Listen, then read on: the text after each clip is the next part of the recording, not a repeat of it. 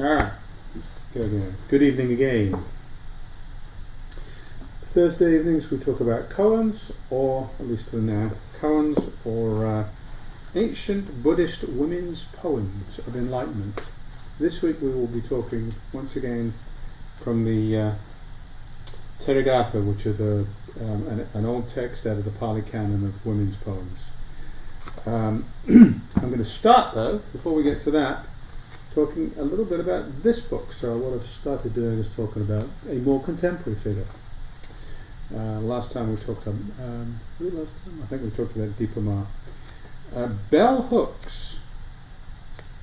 This book is, Bell Hooks was an American. She was born in the early 50s. She only died a couple of years ago.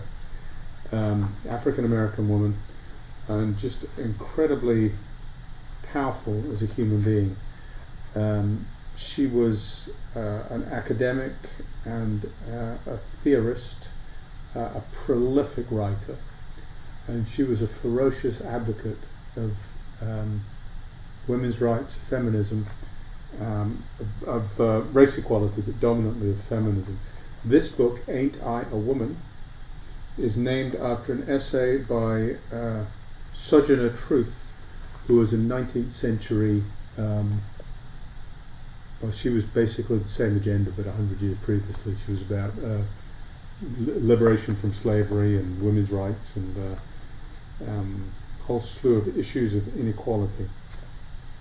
So what I'm going to do, I'm going to step through here. This is what she talks about is so strong and so powerful that I wanted her to have her own voice, because if I try and translate some of these, I think, well, Gary's being a bit aggressive here. Can you really say that? When black people are talked about, the focus tends to be on black men. And when women are talked about, the focus tends to be on white women. Central to what she writes about is that the black woman is missing from both the race equality argument and from gender equality. Although the focus is on the black female, our struggle for liberation has significance only if it takes place within a feminist movement that has as its fundamental goal the liberation of all people, which is her objective. All right. From their writings and speeches, it is clear that most black political activists of the 1960s saw the black liberation movement as a move to gain recognition and support for the emerging black patriarchy. She very strongly felt that the black liberation movement was leaving women behind, that the male participants in that movement were dating white women, and the black woman was just being completely left out of the story.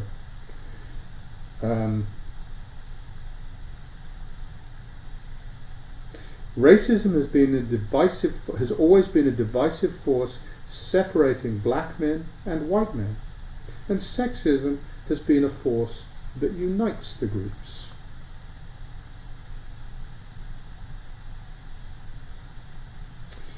So while feminist supporters like to think that feminism has been a motivating force behind changes in women's role, in actuality changes in the American capitalist economy has had the greatest impact on the status of women.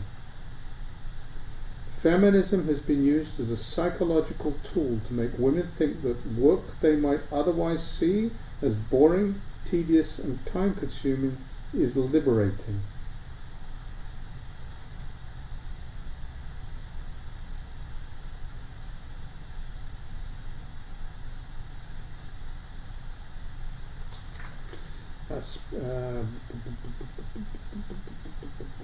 That's enough of that. But I'll do. That's enough quotes. The argument she makes is really powerful. Hopefully, those little snippets help. That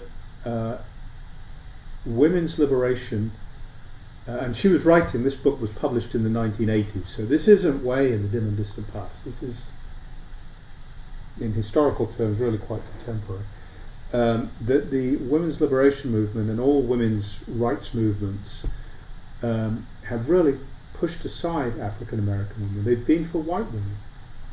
They've been white women wanting to get their stake in the patriarchy. And so to get their piece of the pie, they have to find somebody else to put down. And it's the black woman.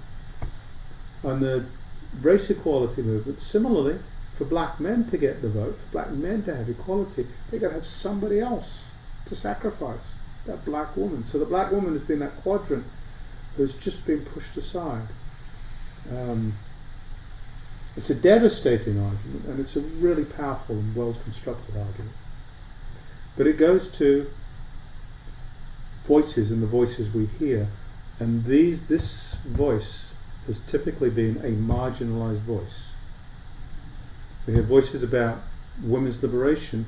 We don't hear the black voices in that movement who said, let us come to the table too. We hear the white voices, which are the voices who are on the podium, who are pushing the black women aside.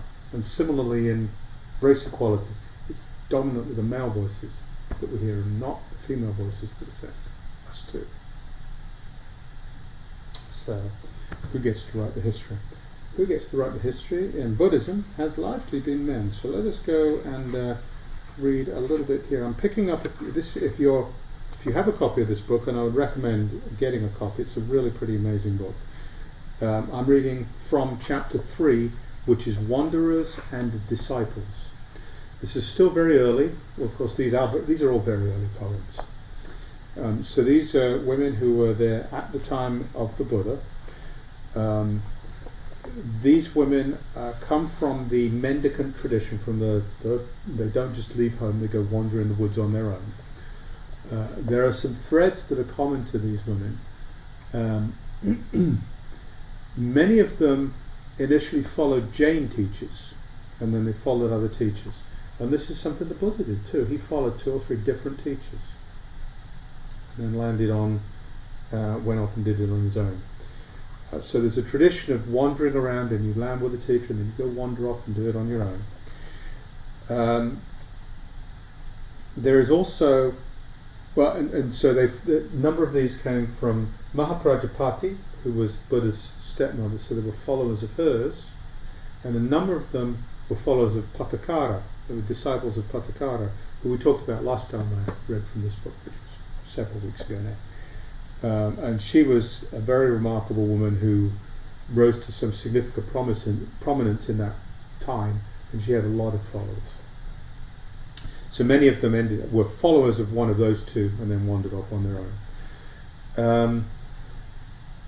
And another relevant piece of this is at some point in this time frame, and these were all writing before that happened, but at some point in this time frame it became recognized that women wandering off on their own like this would tend to get raped. They tend to be violently abused and typically sexually abused. And so within the Buddhist communities, like, thou shalt not do this, we'll protect you, we'll keep you in. Which, double-edged sword, like the patriarchal control of women, at the same time as some honest, good heart to recognise the difficulty. But these were women, these were people who were living in that time with that overarching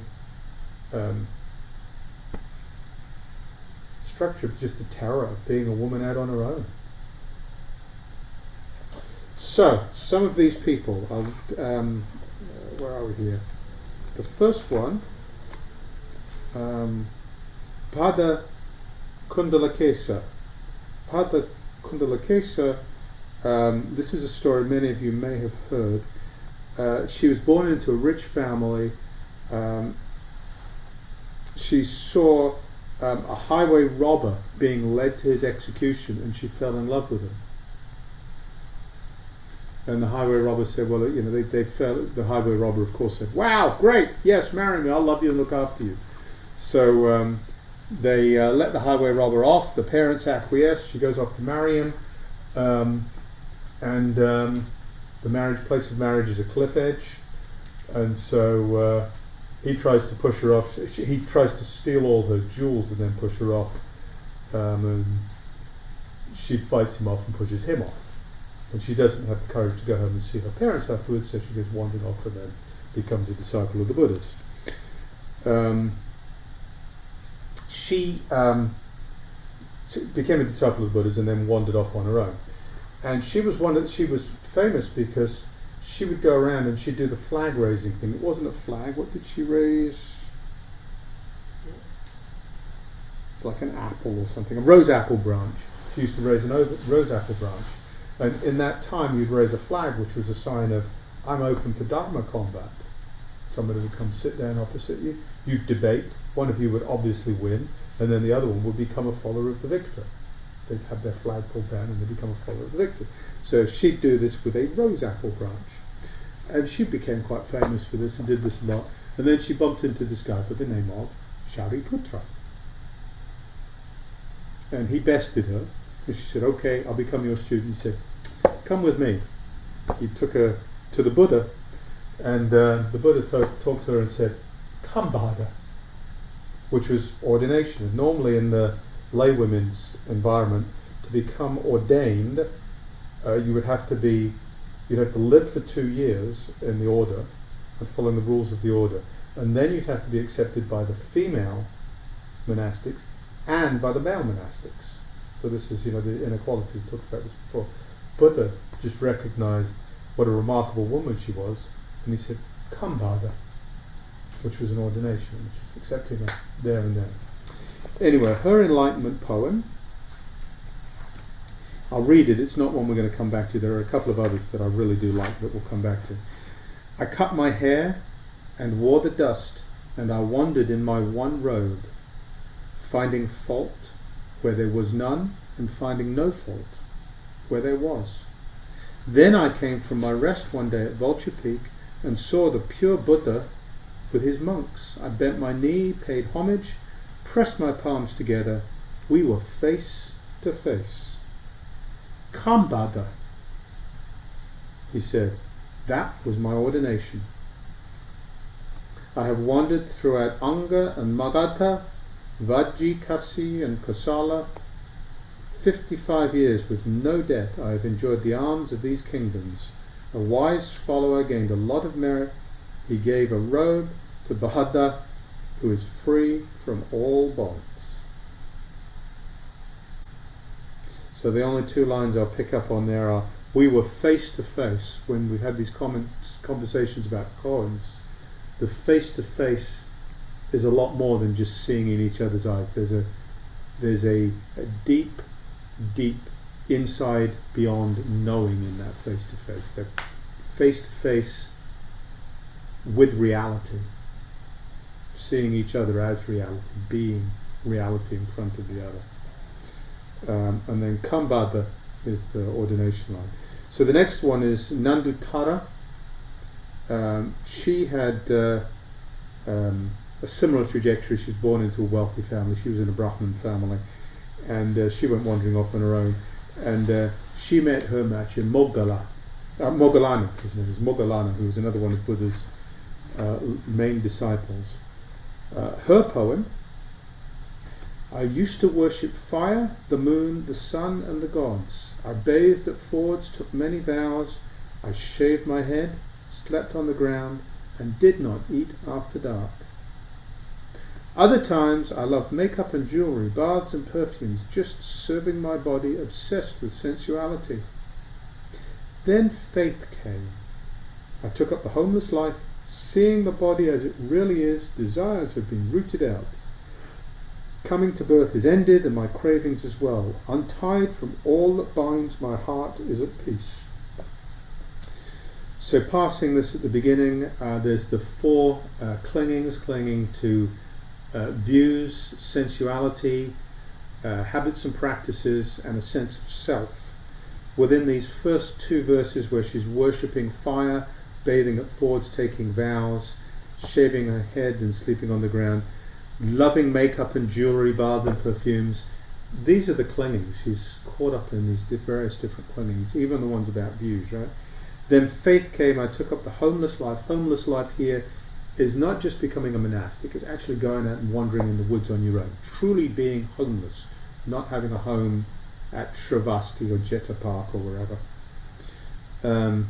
Seeing the body as it really is, seeing through impermanence, seeing through dependent arising. Coming to birth is ended, and my cravings as well. This is basically what the Buddha said when he woke up. This is the last life, no more becoming. Untied from all that binds, my heart is at peace. So the next one, Dantika. As I left my daytime resting as I left my daytime resting place on Vulture Peak, I saw an elephant come up the riverbank after its bath. A man took a hook and said to the elephant, "Give me your foot." The elephant stretched out its foot. The man mounted. Seeing what was wild before, gone tame under human hands, I went into the forest and concentrated my mind. Seeing what was wild before, gone tame under human hands, I went into the forest and concentrated my mind. So the metaphor there is the elephant as our mind, and seeing that as being capable of being tamed. So going into the forest, concentrating the mind in order to tame the mind, taming the mind in order to liberate the mind.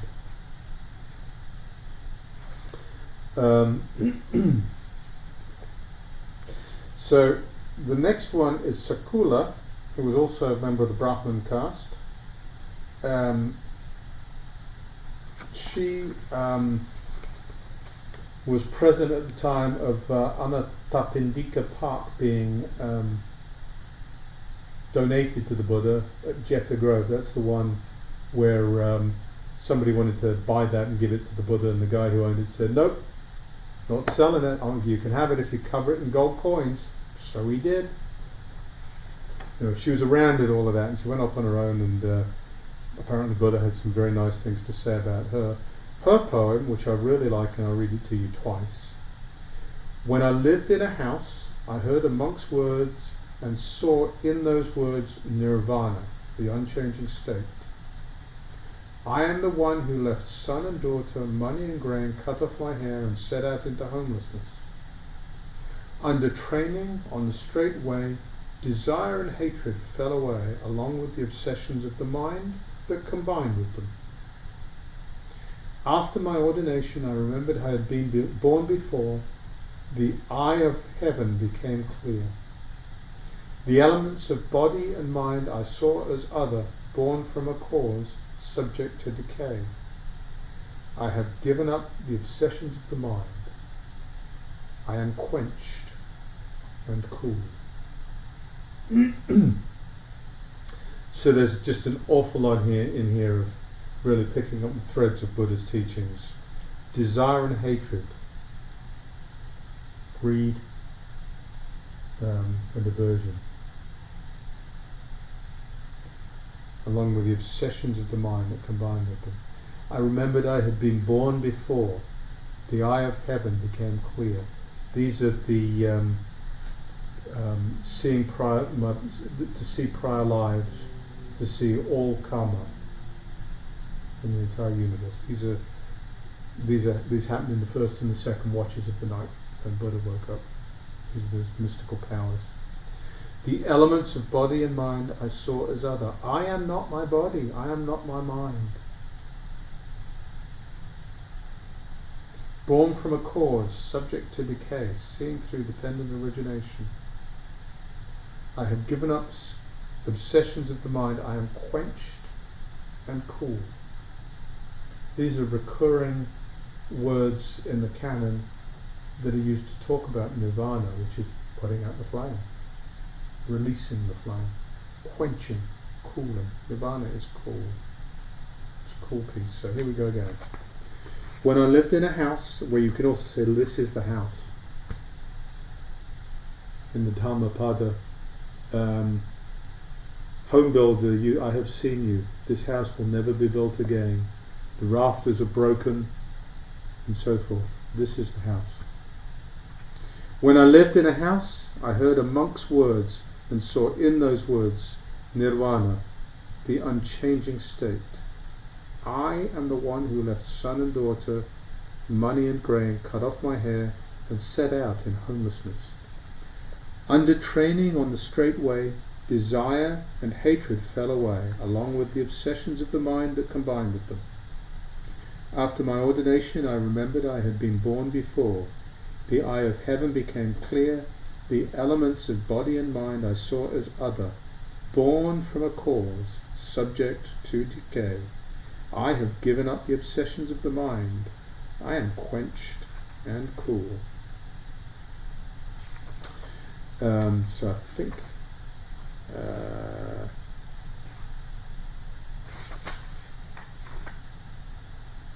let's just read one more. There are three more in here.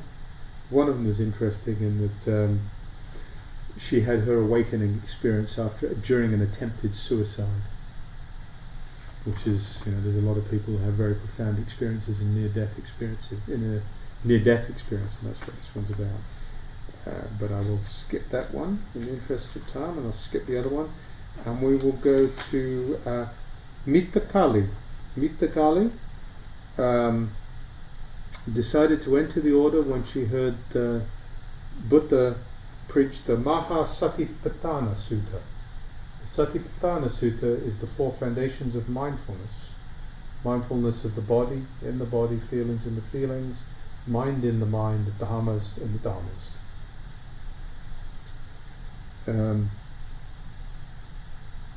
Kind of like in the Mahayana tradition, Huineng, who heard the Diamond Sutra being preached. And he said, he had a profound experience, and he went up and spent a couple of years in a monastery before he was fully enlightened and went on and had a remarkable life. So her poem, although I left home for no home and wandered full of faith, I was still greedy for possessions and praise. I lost my way. My passions used me, and I forgot the real point of my wandering life. Then, as I sat in my little cell, there was only terror. I thought, this is the wrong way. A fever of longing controls me. Life is short. Age and sickness gnaw away. I have no time for carelessness before this body breaks. And as I watched the elements of mind and body rise and fall away, I saw them as they really are. I stood up. My mind was completely free. The Buddha's teaching has been done. So this is beautiful. This is one where she's actually describing her enlightenment experience. It's very powerful, I think. So I'll read this one again, and then I will stop talking. Although I left home for no home and wandered full of faith, I was still greedy for possessions and praise. I lost my way.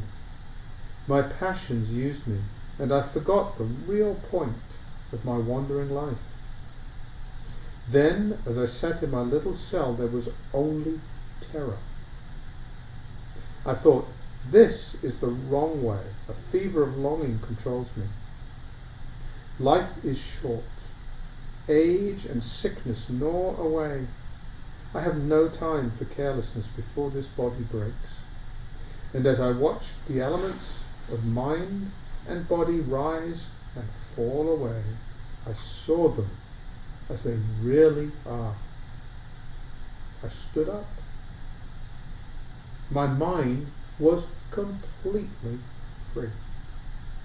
The Buddha's teaching has been done. Thank you. So, thoughts, comments, questions, reflections, requests, anything anybody wants to say on any of what I've just been over? Or have me reread, for example. What does it bring up, folks?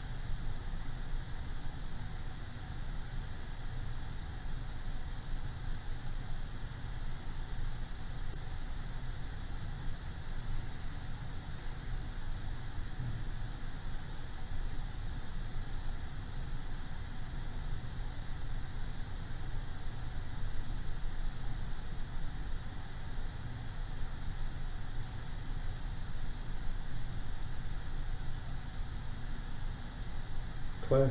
Can you hear the one about a suicide? Or is that? Yeah. Because I think that would be very interesting.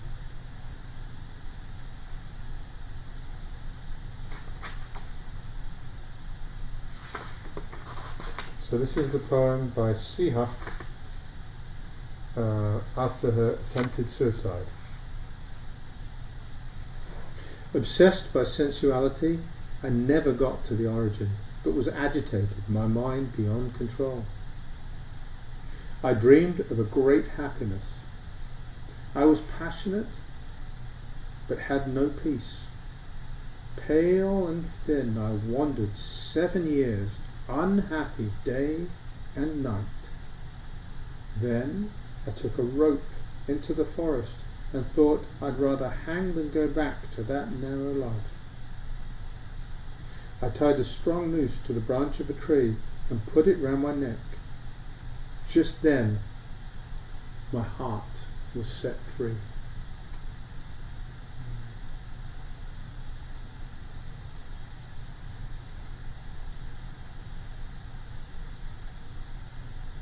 Can you read that first stanza again? Slowly? Obsessed by sensuality, I never got to the origin. Stop there. Never got to the origin. I'm not quite sure what she's referencing. Your original face before your mother was born. Alright, continue. But was agitated, my mind beyond control. That's the first stanza. Do you want me to go on? As far as you want. Yeah. Go on. I dreamed of a great happiness. I was passionate, but had no peace. Pale and thin, I wandered 7 years, unhappy day and night. Then I took a rope into the forest and thought I'd rather hang than go back to that narrow life. I tied a strong noose to the branch of a tree and put it round my neck. Just then, my heart was set free.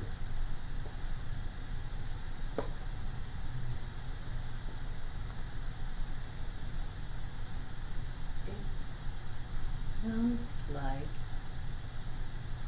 she's inviting people to ask, what was that? What was? That set her mind free. What happened in that instant after Yeah. she put the noose around her neck? I think it's that she finally realized that she was in control of her entire experience. And that's what I'm getting from it, is that, the desiring and the wandering, and then she finally decides, I'm tired of it, and then right when she puts it around her neck, she realizes, I don't have to kill myself to win this.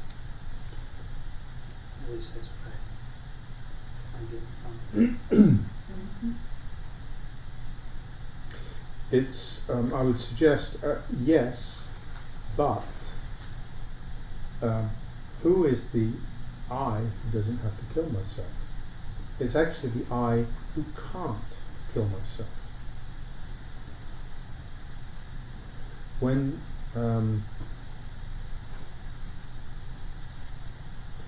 the experience, she's kind of getting you to ask, but ultimately it's a question you have to ask yourself. She's getting you to ask yourself this question. And the question is, the answer is around realizing you are not the person who's standing there putting a rope around your neck. That is, as I watch the elements of mind and body rise and fall away, which is the sack of skin and bones that's standing up wrapping this thing around its neck, I saw them as they really are. I stood up and my mind was completely free. Saha's mind, when she put the rope around her neck, was completely free because she saw mind and body as it really was. So it's the same experience, right? And That's what watching these poems are all pointing at.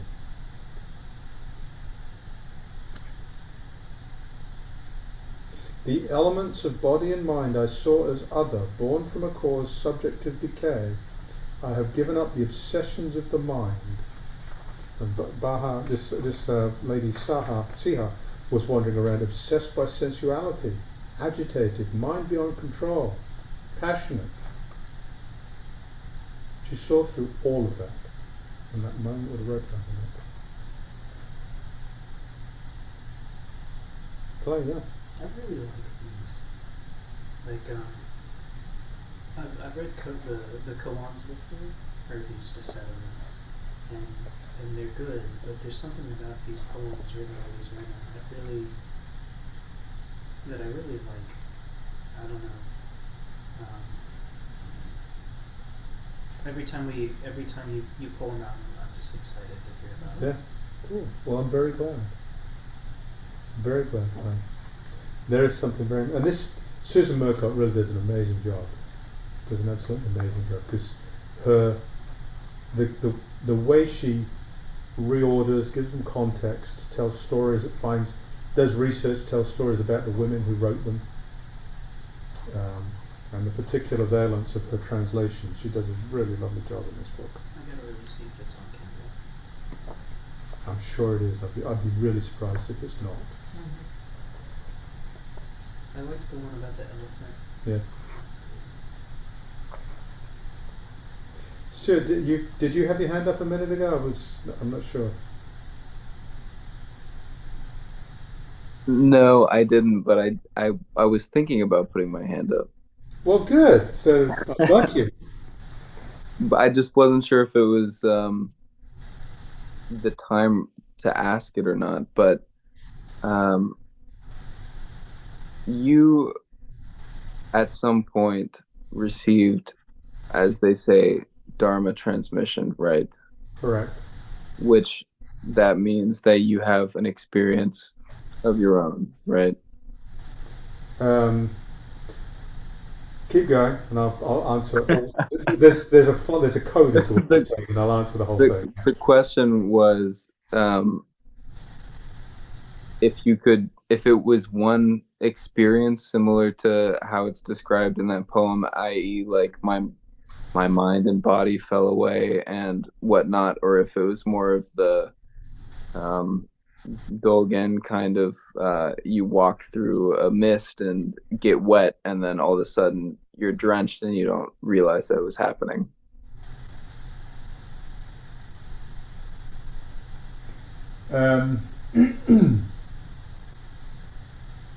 So I'll answer the second part first and then come back to the first part of your question.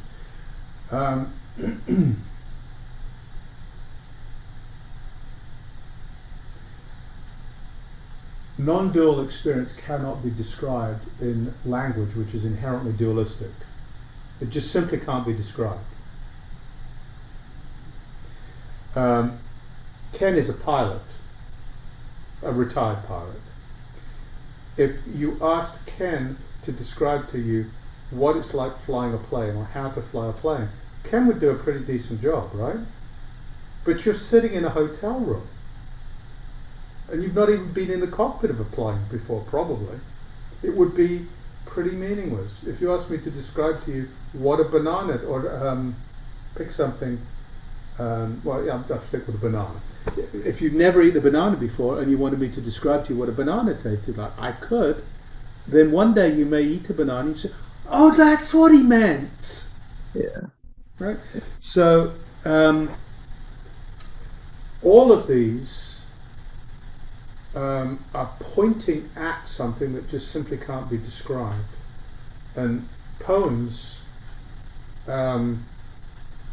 there's a reason why so much mystical and spiritual literature is written in myth, metaphor, and poem. Poem is using language. Poetry is the best way we can come up with to use language in a way that transcends language. Mm-hmm.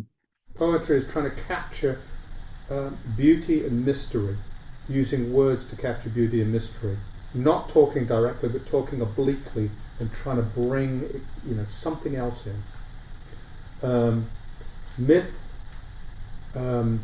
is not just story. Myth is trying to connect with deep cultural story, deep cultural embodied memory. It's almost mitochondrial DNA kind of memory. So, and metaphor, of course, it's trying to connect in our existing experiences so that we get closer to what's been described, right? So, so Dogen and these poems are actually describing the same thing. Just it's the limitation of language, really. What transmission actually means. There's some nice stories about it's a teacher actually recognizing profound awakening, and so the person who's transmitted is this deeply and profoundly awakened person. What it actually means is that for whatever reason, the teacher who is on the offering side of transmission says that person has what it takes to teach, to be in front of a group of people and to teach. That's all it really means. So yes, I've had experiences, but most of the time I'm just a guy wandering around, stubbing my toe and making a fool of myself. Thank you. There are people out there who are profoundly awakened, 24 by 7 by 3, and if you're awake 24 by 7 by 365. Deepa Ma, who I talked about last week, was clearly one of them. Therigatha was clearly one of them. There's another guy I pick up, Sokayan, who founded the New York Zen Center back in the 40s. If you read his biography, he was transmitted, he went off and he studied to teach. He said, no, I'm not ready. He went in and out for about a decade, going back to different teachers until he felt he was ready, even though he had been transmitted. So you asked a lot there, Stuart. Hopefully that answers. Does that? No, Yep. that's perfect. Thank you for your teaching.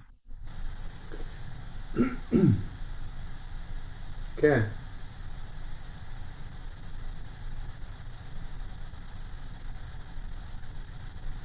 It's still on mute. He's trying. Bottom left.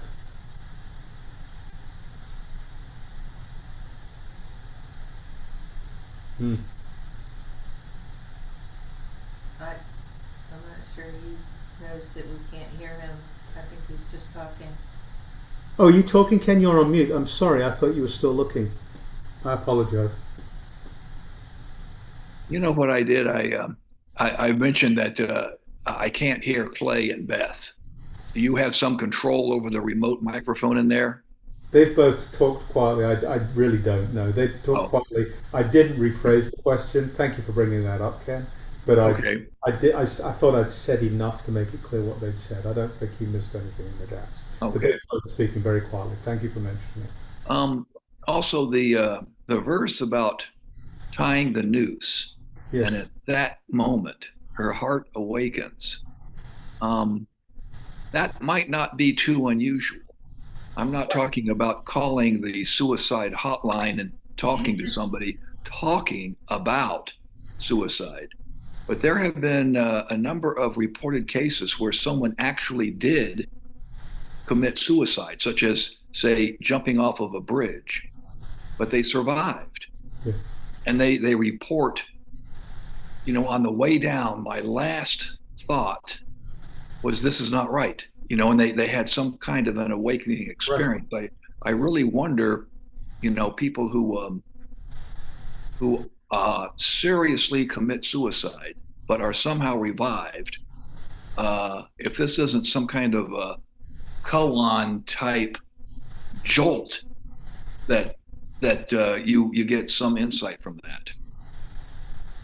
That might not be too unusual. Well, and I'm confident it's very common. And I'm confident of that, because if you think about what we're doing with our practice, we are trying, let me rephrase that.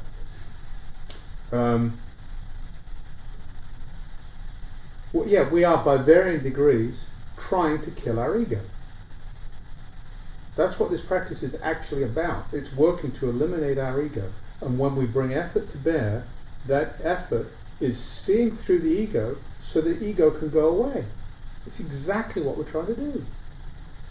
And a lot of our problem, there are a lot of people who find when they sit in meditation, they come right to that precipice of letting go of the ego, and they can't make that last jump because it's scary. It's the ego's last trick. The ego won't let go of this, right? So in a very real sense, to make that decision to jump off the bridge is to make the decision to relinquish the ego. In a very real sense, that is precisely what our practice is about. Only when you are able to do that sitting on the cushion, truly let go, this sack of skin and bones is still here. So yes, Ken, absolutely. Yeah, I agree with your comment of the death of the ego. This whole thing revolves around the transformation of who you think you are. Yeah, and it's and it's go ahead. Sorry. Once you make that transition, you're not who you. I think it was Nisargadatta who mentioned that the body is the biological apparatus, and there's this huge biological gravitational field that just constantly pulls you in. It's hard to break out of that field. And once you have the transformation of your sense of personal identity away from that, well, that's the awakening experience. That's exactly right. Nisargadatta also said, my teacher, Siddha Rameshwar was his teacher, who there's a couple of really wonderful books out there by Siddha Rameshwar if you're interested in it. He said, my teacher told me, you're not who you think you are.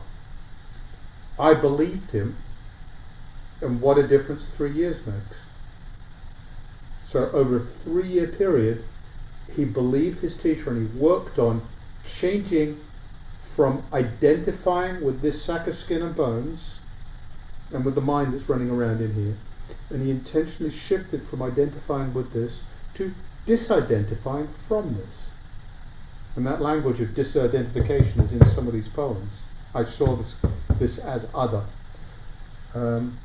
That's precisely it.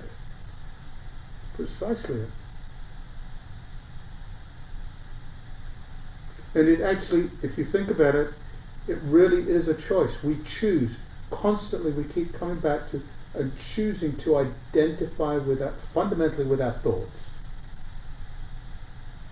And if we can let go of those thoughts, if we can say, I am not my thoughts, that's it. Anand.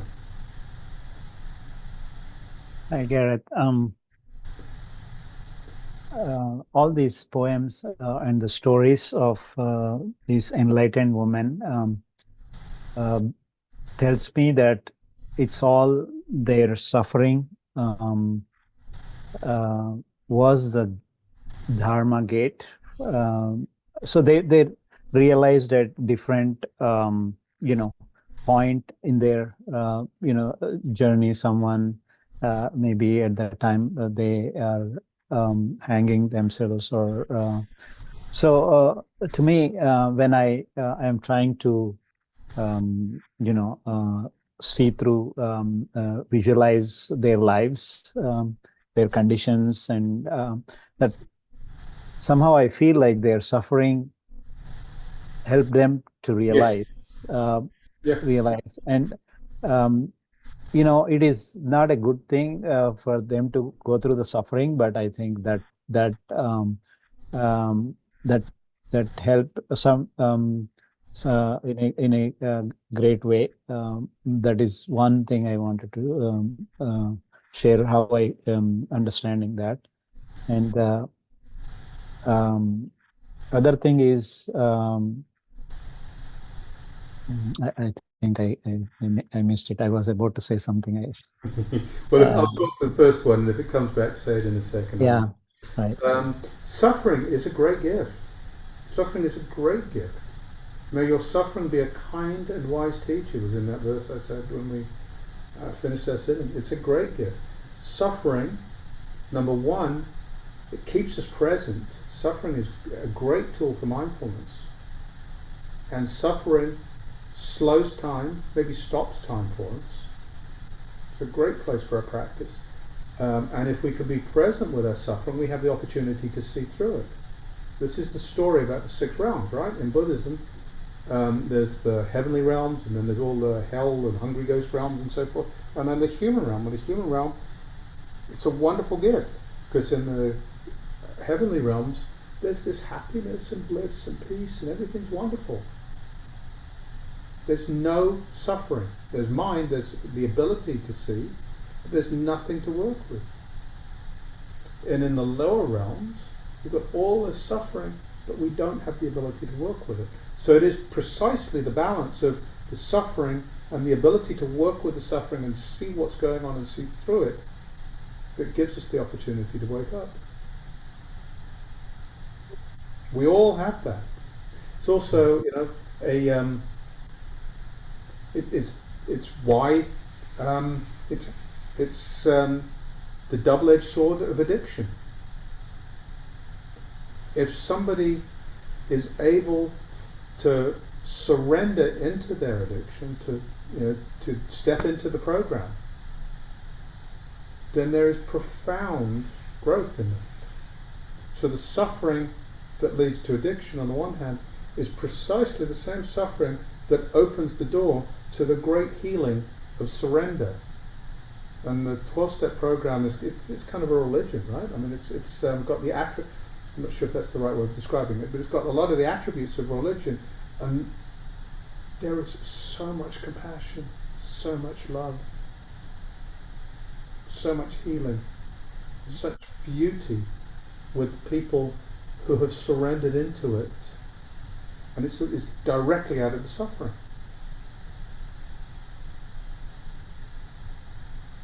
Did you think of your second one, Anand? Yeah, I was thinking about in the same lines. I think this quenching of the flame, basically as long as we are in the lay life, it is very hard to. I'm not saying it is not possible, but the lay life is something we are not we are not able to leave it or completely turn off the flame, right? We want to keep the flame because that's how our lay life. I don't know. We are always like the dog tied to the rope, with the rope to the pole, and then trying to, do that. So it may be a little bit exaggeration, but I think that's what whatever the amount of number of years you're practicing, once you don't get to that point, it's I think it will be a difficult task for the realization.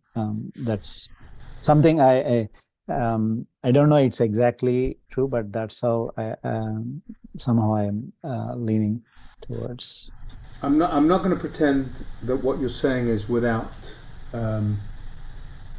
valid argument, Anand, but there is another side to it. There's a richer story here. Most monastics, most people who go into a monastic environment, I've seen people doing this. In the Zen tradition, being the tenzo or the cook is a big deal. Where people sit, you get the abbot up there, and where people sit in the room, there's a hierarchy. Who gets which work assignments? That's a hierarchy. So there's an awful lot of sharp elbows to try and sit in the right place, to get the right work assignments, to be seen to be sitting upright, to be seen to not move. to not be the person who sneezes and gets shouted at in the meditation hall. So there's an awful lot of ego and an awful lot of what we think of as outside behavior shows up in a monastery. I promise you there's an awful lot of that. And the flip of it is, we talked about Deepa Ma a few weeks ago. She's a laywoman. She went away on a retreat, and within a couple of weeks, she had the most profound realization experience. She was just able to let go. And she'd had a really, really grueling life. Maybe it was precisely the extent of her suffering that made her ready for the awakening.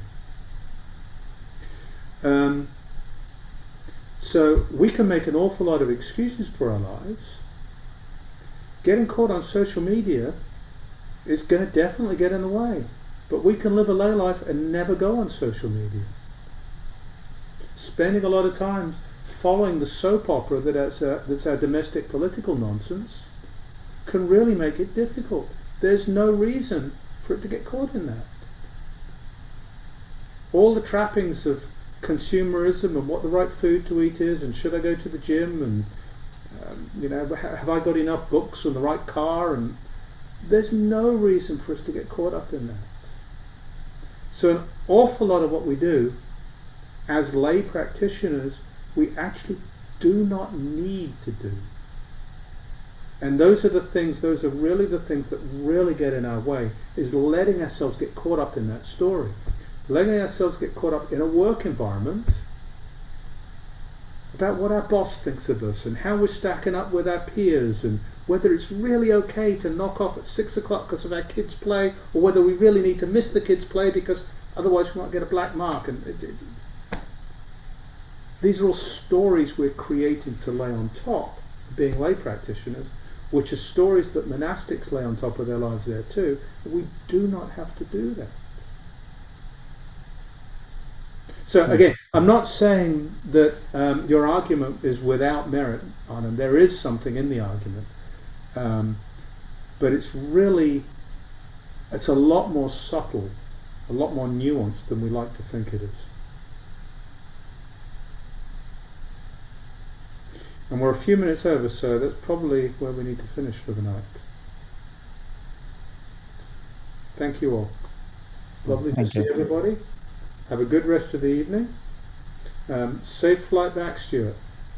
All right. Cheers, everybody. Thank you. Thank you.